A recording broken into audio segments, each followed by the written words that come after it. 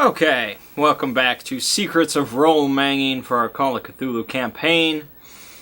So yes, it was an somewhat exciting session, I would say, much more exciting than the last one. Although I don't think this Secrets of Role Mangging will be as jam-packed as the last one.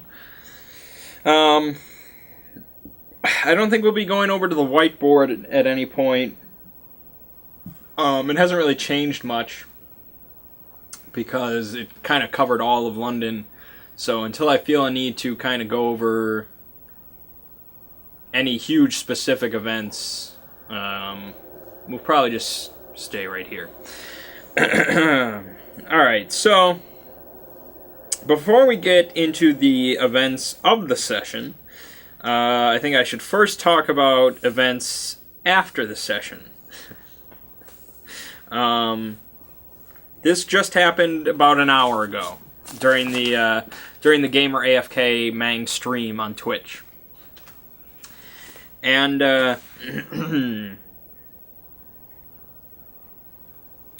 think, well, okay. So how it was set up was Ren was going to be stepping away from Alfred. He was moving on to a new character, as I kind of mentioned, somebody kind of in the church, I guess. And that was disappointing to me, but I was fine with it. I mean, he had definitely a reasonable explanation for why his character was going to be kind of laying low and whatnot. And it was unfortunate because he was a cool guy, but I was going to do the rival big game hunter in Derbyshire, which I still will have him there because I think it's kind of a cool angle thrown in there. I like throwing curveballs. So he's still going to be there. He's just, there's not going to be that connection between the two characters. So these guys, when they meet him, they won't know that he's really this sadistic piece of shit. Which I guess is kind of more interesting. But anyways. So yeah, he was going to be stepping away from his character. And that was fine.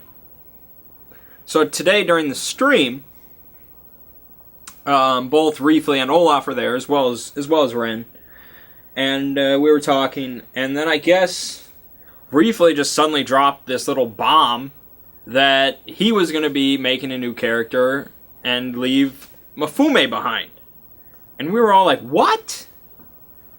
Because that was like, Mafume is like the heart and soul of this campaign. He's Mafume. I mean, how can you leave him behind? And I guess his reasoning was he wanted to be somebody that could do more than just take pictures and be black. And I was like, whoa. Like, two characters retiring not the middle of this campaign. We're far from the middle of this campaign, but, while we're starting to roll along in this campaign, two characters get to just retire and live a happy life? No. That can't happen. I was like, I'm DMing this wrong. If that's allowed to happen, I'm DMing this wrong. Like, characters in Call of Cthulhu, and specifically masks, should want to retire. They should want to just run away and hide, but they should die before they get the chance. That's how it needs to be. And I'm like, yeah, from now on, I'm going to be way more lethal with you guys. I'm not going to be squeamish about killing him. And I'll talk about where I was squeamish during the session. I'll talk about that later. But I was like, yeah, I can't be pulling punches if this is how it's going to be. You guys need to die. And so then the conversation went on a little bit. And then Olaf was like, yeah, I think I'm going to make a new character too. And I was like, wow. And so what followed was me doing something in-game out of session, which I almost will never do, because I don't really like doing that. Unless it's something like secret between just me and one player. That stuff should be done out of session, but stuff that affects, multiple people and is like a big event and stuff, that I like to keep in-game, but at this, I flipped, I guess. That I got really upset and I was like, no! Well, I didn't say no, but I was like, oh my gosh. So, I was like, alright, a fire broke out at the Hemsworth mansion. Actually, if I can find it, I just posted a description of what happened on the Facebook event for everyone to read. An unexplained fire broke out at the Hemsworth mansion outside of London on the evening of February 8th. The fire raged throughout the night and continued into the morning, engulfing the entire estate. Rescue workers searching the ruins found 5 bodies, including what appears to be Alfred Hemsworth III's wife and child, as well as the family butler. The other 2 bodies are unidentified, though one also appears to be of the Negro persuasion. As of yet, no explanation has been put forth for the fire starting, nor has contact been made with Alfred himself for comment. So, long story short, I got pissed. And when I get pissed, that means Nyarlathotep gets pissed.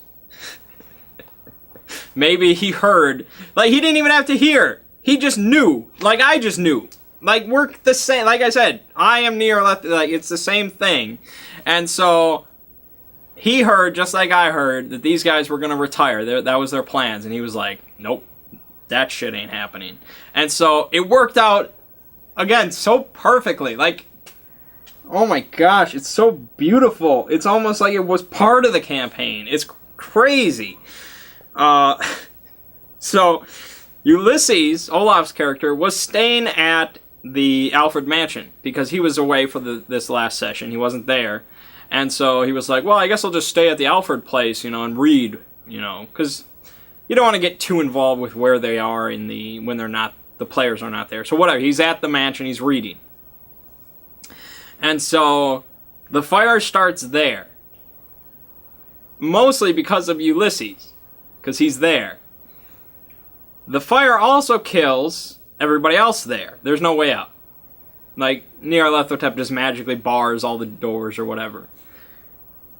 And so Alfred's wife and child die.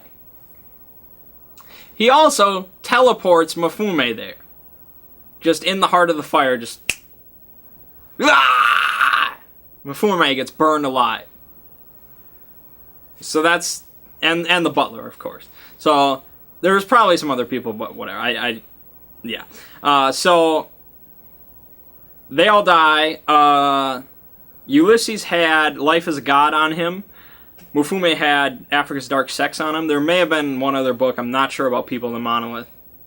But that all burned. So it's all burnt to a fiery, unidentifiable crisp. And so I was like, I'm not going back on it. It's done. That's how it is. And so now Mafume and Ulysses, they're dead. So make new characters. Here's the beauty thing, though. Ren's whole reason for Alfred stopping and him making a new character was Alfred didn't want to put his wife and child at risk. And so he wanted to just settle down and not go into this craziness and just be with them and live his normal life. Now that they are dead in this unexplained fire, not only does he not have a reason to stop, he has a brand new, huge-ass motivation to find out what happened to them. And so that brought Alfred back into the fold, and I was like, oh my god. Again, it couldn't work. The person that actually had the legitimate reason to stop, he is thrusted back into the heart of it. Where the 2 guys that just wanted to just retire and whatever, they get burned alive. And I was like, oh my god, how does this work so well? That was genius. That was just like a spur of the moment. I was just like, fuck, there's a fire there. But oh my god. That's Nyarlathotep, man! And so now, Alfred, he's going to keep going on. He's probably not going to be the same guy anymore. Especially when he starts getting nightmares about the fire. Which he did not witness. He was not at the place. He was away. Talking to whatever his new character was going to be. So he hears about the fire. He's going to start receiving nightmares. And I could put anybody I want as the person that's starting the fire. So I could put Charlie Chalk in his nightmare standing there with a gas can next to his house. I could put Reginald. I could put Gulk. I could put the Black Pharaoh. I could put Roger Carlyle. I could put anybody, and it's amazing. Oh my gosh. Yeah, that's so good. Yeah. So that's the current situation before the next session. Is Alfred is going to be kind of a different character, probably a darker character. Mifune and Ulysses are dead. The rest of the group is going to hear about this, and they're going to have to decide what to do. Like, they are not as safe as they, I guess, thought they might be. The question is, who do they blame it on? Do they blame it on the cultists? Do they blame it on the Black Pharaoh? Do they blame it on Gulk? We will find out. It's going to be glorious. Alright, so let's get into the actual session. Alright, so they got, Charlie went there and he got the 3 leads. Some people that run this, depending on where your campaign is going and how well it's progressing or not progressing, some people do not include some of the leads. The only one that matters, really, is the slaughter in Soho, because that leads to Inspector Barrington and that leads to Gavigan and all that. So, you know, if your players are really just at wit's end and they're just run ragged and all that shit, you probably don't want to include, at the very least, you probably don't want to include the Derbyshire monster, because that has no relevance to anything and that's just going to get them killed. So, I think Serpent in Soho is just too much fun to really... Like, that's such an awesome part of Masks. Even if it wipes out the whole party, it's just too much fun to skip. So I included all 3 because, you know, they just got to London. They could use all the leads they can get. They have no idea what's what, so... yeah, all 3 of them. Von Lyons joined the group. Again, I kind of talked about that whole safe thing in the regular video. Not much else for me to really say about that. I think it's kind of bullshit. It doesn't make a huge difference. My example in the regular video was if he had a tank. That still wouldn't make a huge difference. Because Nyarlathotep could just fuck with them on that one. Like, they could just open up the door to their apartment or their house or whatever, and staring at them in the face is the barrel of the tank, or, you know, whatever it could be. Or it could just suddenly backfire and explode. It could be anything. Because again, Nyarlathotep is me, and I am him, and I like fucking with them. Okay. So yeah, they'll never get to know what was really in Africa's Dark Sex. Because Mifune had started reading it, but he didn't get very far, and it's burned now, so they'll never know. It wasn't essential. I don't know if I have a description of it. I have a whole description of it in the companion. I just don't know if I have much to say in the regular book.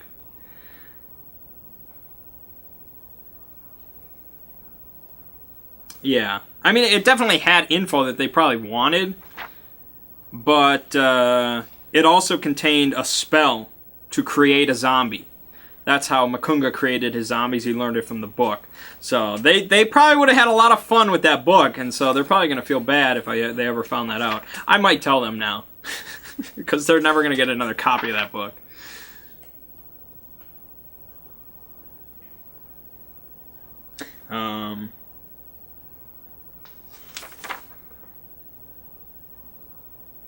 Yeah. All right. So yeah, that's that.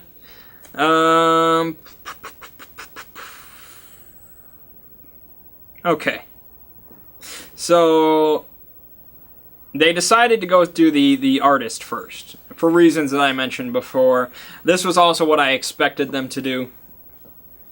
I had kind of planned for. I think most groups tend to go to the artist first, just because it sounds the most interesting. Like, this crazy artist, he's clearly got some connection with other dimensions. Like, you know, so far throughout the campaign, it's been just cultists. There's been a lot of cultists. You know, they're being tailed by humans, and they've dealt with humans and stuff like that. Here is their first real hint of, like, extra supernatural kind of shit going on, and so I think most groups tend to take up on that.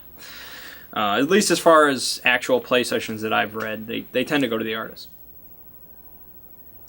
And so there they met Gulk. And as most people have guessed, I think, Gulk is not a normal guy. As some of you may have guessed, Gulk is Nyarlathotep in disguise.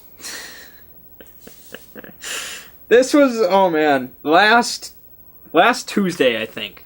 I was like in the shower and I was just kind of thinking about, shit.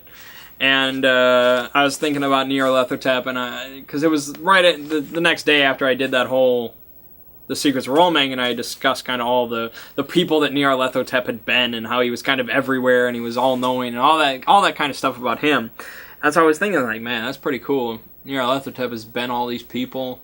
And I was trying to think of other people that he's been, and somebody, he's like a trickster. He likes to play a lot of jokes, and he's evil and causes chaos, and fucking Gulk. Like, he is Gulk. And it was like lightning struck my brain, man. And from that point on, I was like, I have to do it. I have to put him in there. It's gonna just wreck their minds, but I have to do it. So, yeah, in my headcanon, you can make up what you want, but in my headcanon, Gulk has always been Nyarlathotep. Since Frederick Zoller met him on the boat, sailing to Borellion, he's always been Nyarlathotep. So, because Earth is not the only... this dimension is not the only dimension. There's plenty of dimensions, and one of them is Drethik. One of them is, my world from On the Backs of Gods. One of them is Numenera. Nyarlathotep is in every single one of them. And one of his favorite forms to appear in is a young, short, fat, hairy man who goes by the name of Gulk. And he likes to play tricks. And so, of course, he loves the bag because it just causes chaos. Just random chaos.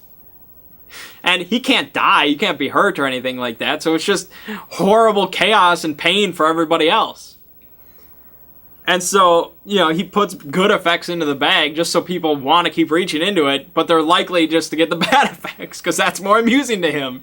And, Ziggy always says that, Gulk always knows what's going to happen with the bag. He always knows the next effect. And we've always just treated that as kind of just a joke, that he just thinks he knows what's going to happen. No, he always knows what's going to happen. It's just, oh man, that's probably the best idea I've had so far in this campaign. I mean, I've been running it pretty close to written, but this was too good. And so, yeah, for this campaign, there is going to be no bag, mostly for just a logistical reason, because that would fuck up the entire campaign. So I don't want to do that. I want them to get through the campaign. It's an incredible thing as written, so I want them to get through most of it. But Gulk can be there without the bag. And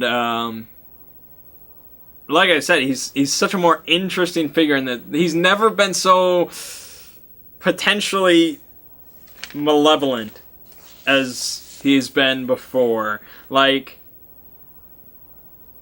Ziggy knows the name of the campaign. He knows it's called Mask of Nyarlathotep. He knows Nyarlathotep is the main driving force behind everything. Because I had kind of told him this before we started. Before I really thought it was a big idea of keeping it hidden. Well, I told him this like a month before we started, because I didn't think I'd be running it anytime soon. But, yeah, he knew about it. And so he messaged me like 10 seconds after I go, my name's Gulk. And he's like, Gulk is Nyarlathotep. And I'm like, maybe. And, okay, so, Gulk. What is he gonna do? Why is he there? Alright, so, that first session, this first session that he was there, he didn't do anything bad, and he was not gonna do anything bad. He was going to be the most helpful, useful guy, cheerful that he could be. He was going to be traditional Gulk with all sorts of the necessary skills that help this group out. Why? To earn their trust. Why? To better betray them later. And, so, Nyarlathotep is... It's difficult to classify it as good and evil. the outer gods, the elder gods, you know, the great old ones, you can't really go good and evil. They don't have any concept of that. I guess Nyarlathotep would be the closest one that you could classify him as good or evil. Evil. Because he's the most sentient one. He's the one that mingles with humanity on a regular basis. And so I guess, yeah, if I had to classify him, I would classify him as evil. Like I said, he's like Satan and Loki had a kid. So he's not a good guy. But he's also in this for pure amusement. Okay. So doing good deeds doesn't offend him, or he's not incapable of it, as long as it leads to a much, much darker deed with much more amusement behind it later down the road. And so he's going to make nice with this group. He's going to get everybody trusting him. Charlie Chalk definitely trusts him quite a bit. Reginald, I think, ostentatiously trusts him, although of course Golk knows that he doesn't completely trust him yet. Mafume is just Mafume's dead. Doi. So Von Lyons doesn't trust him at all. He's ready to shoot him on a moment's notice. Alfred, I don't know. I think he's also kind of wary. I think he knows what's up. We'll see what the new guys think. And so for that reason, Golk is not going to do much. And he's going to be just very useful to the group.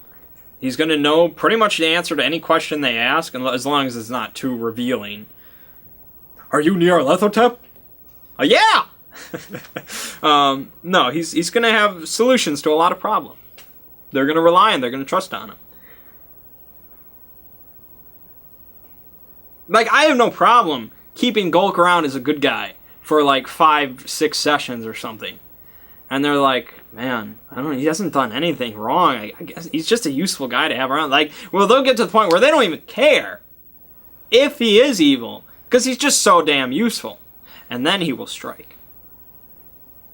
And it will be glorious. Not TPK glorious. Because Nyarlathotep, he's gonna delight more in torment than death. And, so yeah, that's a project for, down the road. But yeah, he's Nyarlathotep. I mean, he is. So he has not unlimited power. I mean, he's not Azathoth, but he's got enough to, do whatever he really wants to. He is omniscient, so he knows everything. And so that's why I thought it was so funny, like, just to myself, when Ed's character was so conscientious about having Golk know where the safe house is. I don't want him knowing where it is. I'm gonna lock him in. And I just thought it was so funny to myself, and Ziggy too, because he knew. It was like, first of all, Nyarlathotep, Golk, he knew where your safe house was before you did. He knew where it was before you picked it out. Also, I don't think bolting his door would really do that much. But hey, Golk is going to be a good little guy and sit in there. So, yeah, he, of course, knows every language. He may be hesitant to reveal some knowledge of a language. Like, if they find some ancient Cthulhu Mythos script, Aklo, is that what it is? I think that's one of them. He may be hesitant to reveal that. Because I think I read somewhere I read where Nyarlathotep will appear. He often appears as like a jovial humanoid figure.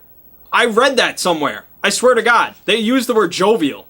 And I did not make the connection to Golk at the time. But yeah, they said jovial. And they said, like, he will be very reluctant to reveal any supernatural powers, though. Which makes sense. Because he prefers to do exactly what I'm doing with him. And so, he picked the lock. He picked the lock on the Shipley house. He didn't actually sit there with a lock pick, He was literally just doing this and they couldn't really see what he was doing, and then just suddenly it was open and just. Okay. And yeah, you know, he could have easily just flicked his finger, and the serpent person would have, you know, gone through a million years of torment or something.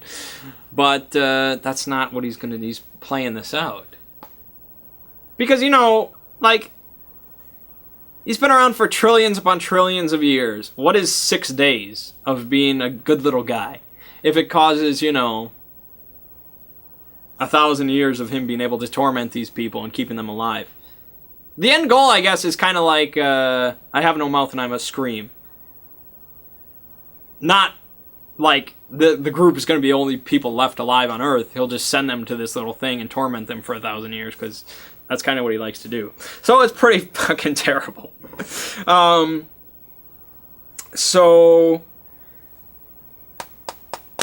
If he had shot Gulk, he had his gun on him. I mentioned that. Von Lyons had his gun, his revolver on Gulk, ready to shoot. If he had shot him, he would have revealed his true form. And there would have been no rolls. They all would have gone insane. They also would have died of fright. So that would have been a TPK if he would have done it. And if they ever do it, that's what will happen. Because then Nyarlathotep's like, fuck it. You know, this group doesn't believe it, so, he'll find a new group, you know. And there will be a new group. So yeah, that's what would have happened. For most of Nyarlathotep's forms, it's a 1d10/1d100 for sanity. But I was like, I told Ziggy that. I was like, yeah, for his true form, if he ever reveals it, there's no roll. You're fucked. Because that's how I want it to be.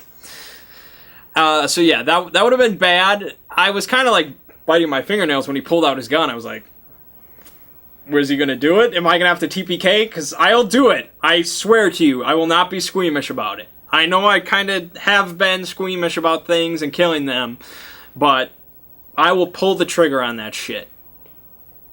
Because Nyarlathotep is serious business. So the last thing I want to talk about Gulk before I move on is the Contact Nodin spell. Oh, also, the French book in general, Selections des Livres d'Yvon. He could have made up anything. He could have told Charlie anything. I didn't. That was probably more my fault. I didn't think of anything quick enough that Gulk should have lied about. If I had more time, and I could have waited, because that was close to where the session was ended. So I could have waited to next week and come up with some real good description for Gulk to read him that was complete bullshit and just led them to danger. In hindsight, that's what I would have done. But I guess I was still thinking, well, Gulk's just a good little guy. He'll tell him whatever. And so he told them pretty much what was in the book. A very quick summary. He didn't give much details. But yeah, it talked about Nodins. It does contain the spell, Contact Nodins. And it talked about Nyarlathotep, but it didn't name him. It did not say Nyarlathotep. It said the God of 1,000 Masks or something. And the Black Man, which is another avatar of his. And so Charlie did not pick up on that, I don't think. But anyways, what he caught on was the Contact Nodins. Who, you know, he had a vision of Nodins. Or who he thought was Nodins. And oh man, I may play off of that. If it comes up, I may play off of that the Mask of Hayama doesn't actually contact any of, you know, he didn't talk to Nodins through the mask. He was talking to Nyarlathotep, because the mask is a creation of his. That's what I'm ruling, by the way, is he did not talk to Nodins. He talked to Nyarlathotep. His answers didn't really reflect that, because I'm retconning. At the time when he did, I thought he was talking to Nodins, but this is so much better. So, yeah, he's, so the mask was Nyarlathotep. So, I can't guarantee it. They'll probably have Gulk use the ritual at some point. If they, like, when they meet Edward Gavigan and the Tufik thing, and I like I said, Gavigan's gonna push them towards Tufik as the evil guy. But they're probably going to suspect Gavigan at some point anyways. So, I don't know. They may contact Nodens for some assistance with that, because he is powerful, he is, you know, well-known, and so... I don't know. But, if Golk contacts Nodens, oh my god. Like, I've run through this image in my head so many times of Golk contacting Nodens. He's gonna call up Nodens. Like, he's not gonna bullshit about it. He's not gonna summon Azathoth or any shit like that. He's gonna contact Nodens. And Nodens is gonna show up. Because... it doesn't matter who you are. When Nyarlathotep calls you, you fucking answer. It doesn't matter. You answer. Nodens hates Nyarlathotep, but you answer. Because Nyarlathotep is the little butler to Azathoth. And if Azathoth doesn't like you, you're gone. Like, everybody's headcanon, I guess, is probably different. But Azathoth will, like... actually, I don't even know if that's headcanon. That might be actual canon. That if Azathoth really felt like it, or if he just farts randomly, he could end the entire cosmos. Because that's how he created it. So, you do not mess with Azathoth. And they have... like, that's probably the biggest bullshit thing in the actual book, is they have stats for Azathoth. There are no stats for Azathoth. If even an inch of him enters into the Earth's atmosphere or dimension, you're done. It's game over. So there's no... you're not fighting as... That seemed really bullshit. I also ignored the stats for Nyarlathotep, because he's much more powerful in my head than they statted out. But I'm getting off track, aren't I? So anyways, Nodens will answer. And Nyarlathotep thinks that Nodens is a little bitch. Because I am Nyarlathotep. And I think Nodens is a little bitch. And that's not really his fault. It's just the fact that he's an elder god, and... he's like... I guess it... you know, Durleth fucked him up, sure, but I also don't like that Lovecraft created him at all. He's just... you know, he's this elder god that isn't... the fact that he would help humanity in any capacity just makes... I mean, he's fine. He exists. Like, I'm not going to write him out or anything like that. No, Nodens doesn't exist in my world. He definitely exists. I just think Nyarlathotep would probably think he's a little bitch. Because, again, he's like Satan and Loki, and Nodens is kind of like Thor. That's a very stretchy analogy, but you get what I'm saying. And so, Nodens is going to show up, and he's just going to point at Golk. And he's just going to be like, I see you continue your tricks, you sniveling worm, and your games. And Golk's just going to be like, huh? And then he's pretty much going to ignore Golk and just be like, you others have summoned me for a reason. I assume you have a question, ask it. And I assume, again, I cannot guarantee this, but I assume somebody, probably Charlie Chalk, is going to ask Nodens who the hell this Golk guy is. And Nodens is going to be like, he's not going to lie. He's going to be like, that is Nyarlathotep, the crawling chaos, the messenger of the outer gods and servant to Azathoth, the demon sultan of chaos. And they're just going to be like, fuck. And Golk is just going to be like, boring! And poof goes Nodens. Not dead, although he could. But no, it'll just make him disappear. And then they're sitting there, and Nodens just told them that Golk is Nyarlathotep. And Golk's going to sit there and wait to hear their reaction. It's probably not going to be pleasant.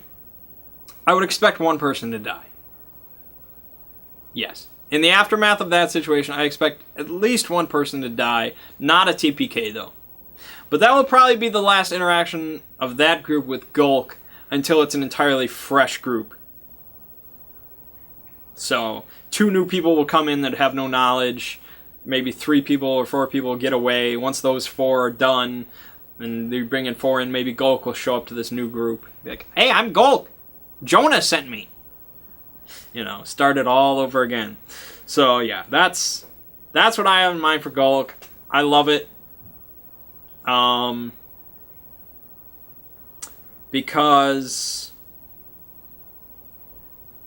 they have I don't know what they make of it. Like, I'm sure they don't trust him. I'm sure Charlie Chalk apparently seems to really trust him, but I don't know what his player is really thinking. So I'm really curious as to how it goes. I think it'll be a lot of fun. It's just more fun for me, really. It's not fun for them. But he can be very useful. I mean, he read the book. He opened locks. They may try to see how useful he could really be. He's not going to cast any real spell. He's not going to blast anybody or anything. He's going to try to appear human-esque for a while. But he can be useful. So yeah, that's too good. All right, so the Miles Shipley. Yeah, the Shipley house.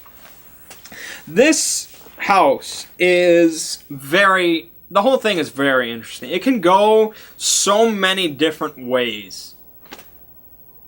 Like, any actual play session that you read, the Shipley house is always just so interesting to read about. How people go about this place, what they find out, what they do with the information.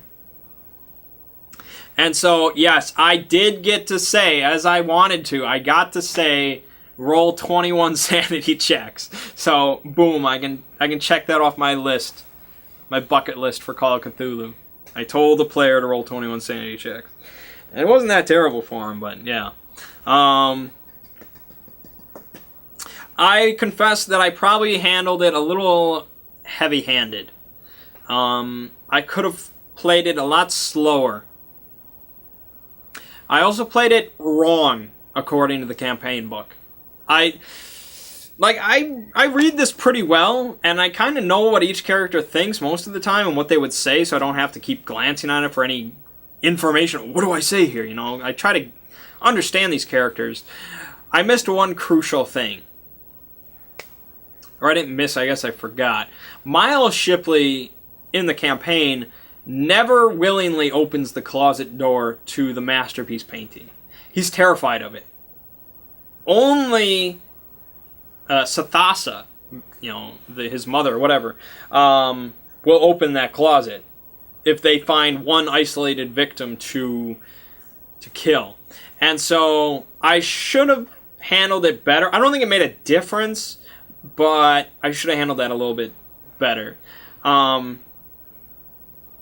So Charlie getting sucked into the painting. Again, Miles was really pushing for it. Like, he really wanted it. And that, I don't think, fit with what his character was supposed to be. His character was supposed to be just kind of this begrudging, mindless slave. And I don't think I really represented that as that. And so I don't know if I mentioned this on the whiteboard last time or whatever, but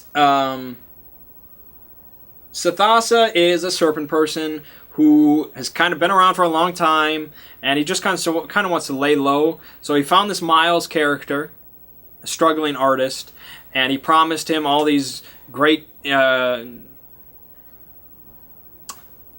inspiration for new art. And so he went back to Miles' place. He killed his mother and took her form, and they did the magic painting. And so Miles brings back prostitutes to either kill, so Sathasa can eat them for food, or to send them back through the painting as sacrifices for the serpent people, because Sathasa is the high priest of the serpent people. And so how Miles actually gets his visions, they did not find this out, nor will they ever, is Sathasa has this drug. Well, he has a recipe for a drug called the Plutonian drug. Sorry. And in the Lovecraft universe, Pluto is also known as Yuggoth, because Pluto was discovered around Lovecraft's time, and he thought it was like a very kind of mystical place, and so he said it was Yuggoth, this planet of unexplained mysteries and stuff. And so there's, the fungi from Yuggoth and Migo from there, and whatever. Okay. The point is, I don't know what Yuggoth has to do with either serpent people or time travel. I have no idea. I don't know how they made that connection. But anyways, so Sathasa has this recipe. He mixes up the drug, and he injects it into Miles on a regular basis. And the drug, the plutonium drug, allows somebody to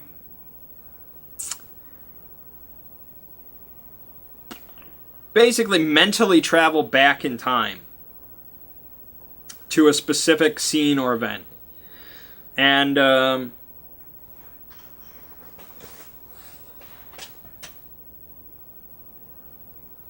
so Miles would use this drug to go back to certain scenes to paint them after he was done. And so he was thoroughly insane from all the shit he's seen, which is, And so there were vials of the plutonium drug in the house they could have found and used. I don't know if they would have just injected it into themselves, because that's what it was. It was like a little green vial and a syringe, like a dirty syringe. I don't think they would have injected with them, but I guess if one of them, like just one of them went to the place and they got real cozy with them, they might have injected with him. Because while they were doing the mental travel, then they would probably get an easy kill on him. So that might have been, like, if Charlie went there alone, he was like, tell me about these visions. How do I see these visions? They might have done that. But it's gone now. It's done. So yeah, I handled it kind of heavy-handed. So let's see. Charlie gets sucked into the painting. Mafume and Reginald are standing there. And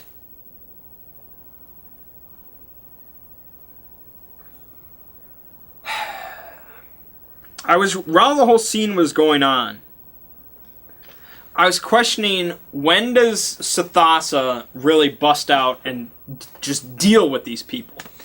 And here was my main squeamish point. I was like, man, I shouldn't just kill him like that. That's so mean. No, I cannot think like that.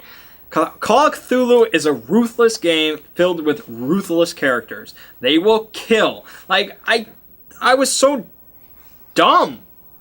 This is a serpent person who's been around for thousands of years, kills humans on a regular basis, and feeds on them. And he's going to be squeamish about killing these two guys? Bullshit. Because they could just run out and get the cops. That was really dumb of me. I shouldn't have had it happen. It worked out okay in the end, but again, I cannot have this mentality. It just cannot be allowed. Gavigan cannot be squeamish about killing these folks. I can't do that. So I should have had, Bertha, the mother, I should have had her just immediately bust out the needle and just start stabbing Reginald. And Miles should have busted out a knife and just stabbed at Mafume, really put them in the danger seat. Where here it was just like, you leave now before we hurt you, and it was just like, I don't know how scared the players are of death, is a good point to make.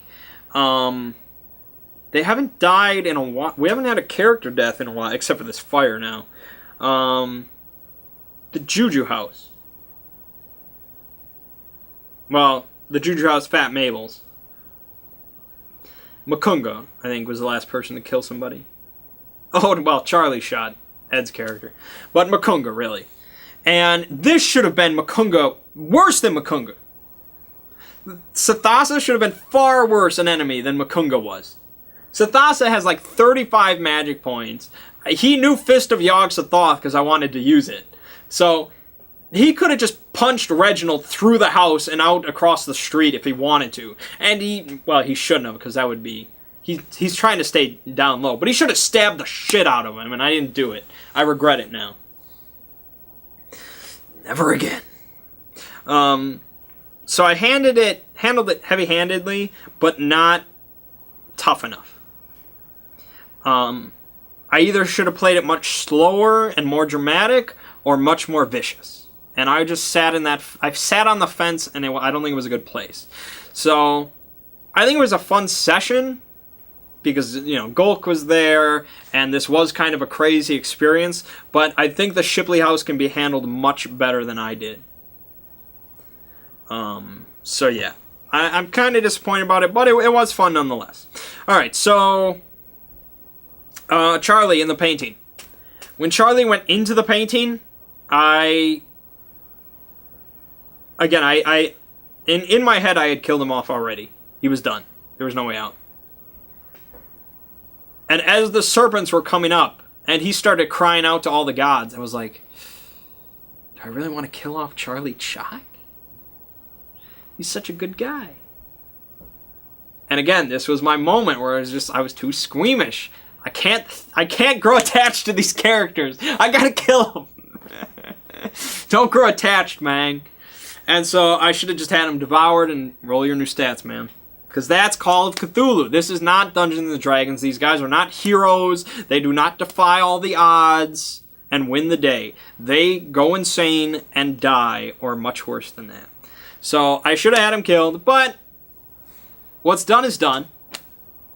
And so the Black Pharaoh appeared, Nyarlathotep, and waved his hand, killed all the serpent people, and made a bargain with Charlie. And this is something probably in the future I should have. Whenever a new character comes in, I should have them tell me privately what do they treasure most in life. It's kind of a giveaway-ish, but that'd be a lot more. That'd be very useful to me. Now, we did figure out pretty quickly that what Charlie valued most in life was his appearance, and so here I was not squeamish. Well, even here I was a little bit squeamish.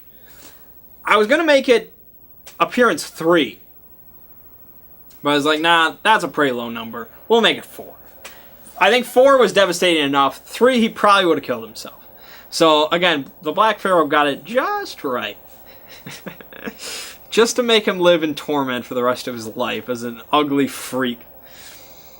And so, actually, before I had decided to take his appearance, I was going to take one of his arms.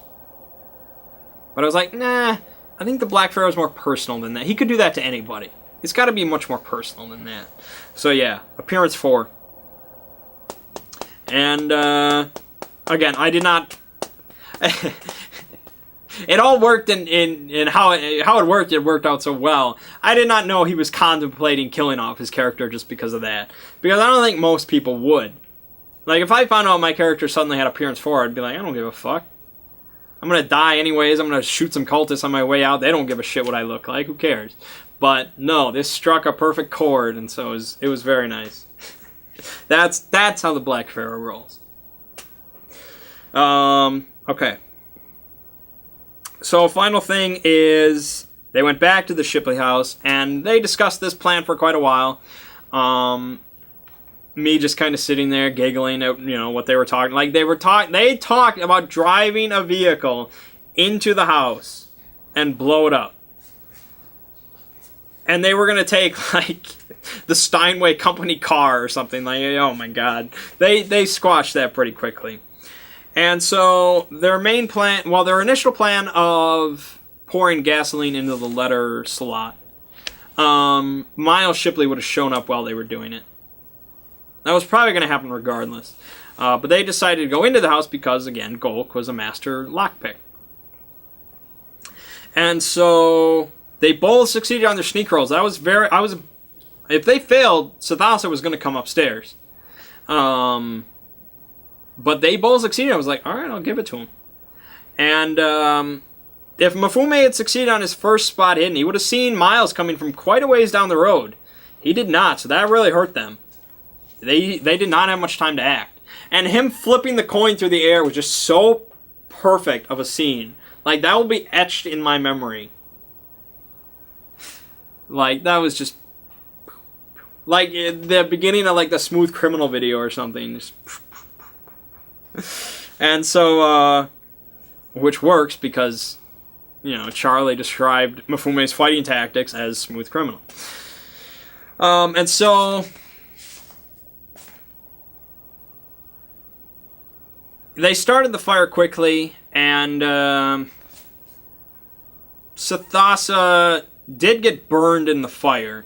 He wasn't doing well when he burst open the wall. He was kind of pissed. And so because he took damage, that's why he was in his serpent form. Because he automatically reverts whenever he takes damage.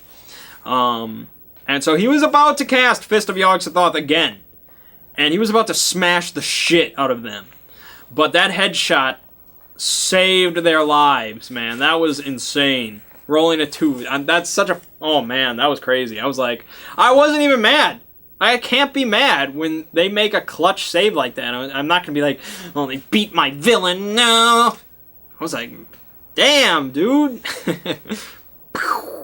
So that was really cool. And they put another round in Miles just to make sure. And they ran away. I wasn't going to involve them in the cops yet because I didn't think it was reasonable for the cops to find them. And I didn't want them to be involved in the cops just yet. Give them a little bit more time to stew in London before they involve the police. So yeah, that was good. Throughout, while they were in the Shipley house for a while, I had them make roll checks. Like when they went there to look at the pictures, I had them make various luck checks.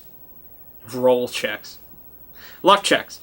They did not succeed on a single luck check. If they had succeeded on one luck check, they would have noticed that Bertha Shipley's shadow does not resemble what she looks like. Like, it looks more like it's almost like a serpent's head. This would have been like the biggest freaking clue you could have gotten. But, yeah, they didn't quite pick up on it. And I would have given them another clue that as they were walking out, the kitchen smells very strange, almost like the snake pit at the zoo. Which is another big clue, but there was so much going on with Charlie upstairs, like I completely forgot about it, and it didn't really matter. They wouldn't have, they would have just waited for Charlie. So yeah, they didn't really. Again, there was a lot to that house, and you know the people in there and the events and all that. It's a interesting thing, and like I said, I was gonna make a connection to Gavigan. Like if they found the ledger, like the purchase ledger, and they leafed through it with maybe a luck check or something, they may have found a listing to the Penhew Foundation. And Sathasa himself, if they had really like beaten him down, tied him up and stuff, they could have perhaps asked him questions. They may have had to make some bargains or something, but he does know quite a bit. He's not Golk or anything. But he knows some shit about the mythos. Not about like the Brotherhood of the Black Pharaoh or anything like that. He doesn't pay attention, but he knows stuff about Nyarlathotep. I questioned when they went in on whether I should have Sathasa recognize Golk as Nyarlathotep, but I figured he wasn't going to be that powerful. You have to be probably a deity of some sort to recognize him. So I didn't allow that. That would have just... I didn't want to play the hand that quickly, so Golk had his security. But, yeah. So...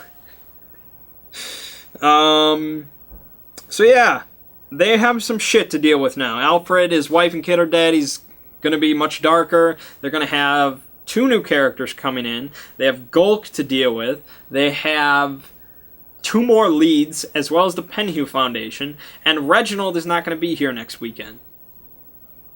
We may not do it at all next on Mother's Day if Reefly cannot make it. We're not going to do it with 4 out of the 6 investigators. So if we do it, great. If not, it's going to be in 2 or maybe 3 weeks until we play again. But yeah. Crazy stuff, man. That Golk thing is the best idea I've ever had.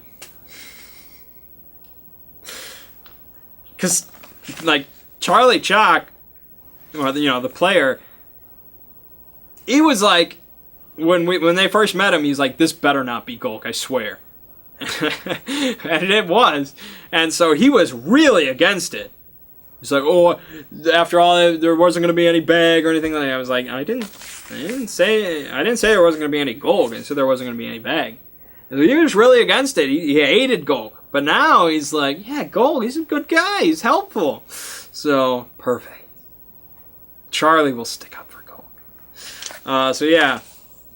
So yeah, big events are Gulk joining the group, them finding out about the lizard person, and the Hemsworth mansion burning down. Mysterious. Yeah. So where do they go next time? They're definitely going to check out the Penhue Foundation. Well, I guess if we do play next weekend, Reginald's not there, they might not go to the Penhue Foundation. They may wait for him to be there, but they're probably going to go out to Lesser Adale and do the Derbyshire Monster. So I may really drag that out for the whole session. Like, I may not rush that one. They may have multiple encounters with the werewolf.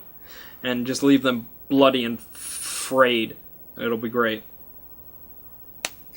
Alright. That's going to be enough for me. Let me know what you think in the comments about my decision to include Gulk. Try not to be too spoilery, though, because I'm not sure if... I don't know. I'm still hesitant about doing this series, because every session I'm like, I wonder if they watched the video. Nobody... If somebody has watched the video, they haven't really shown any evidence so far. Nothing game-breaking. So I think we're probably okay. But I don't know, some of them might just be real, have itchy trigger fingers and click on the link and see some spoiler comments, so... Probably nobody's going to leave a comment anyways, so that's fine. As long as I get the views, it's all good. Alright, so, my name is Mang, this has been Secrets of Roll Manging, and I'll see you fine folks next week.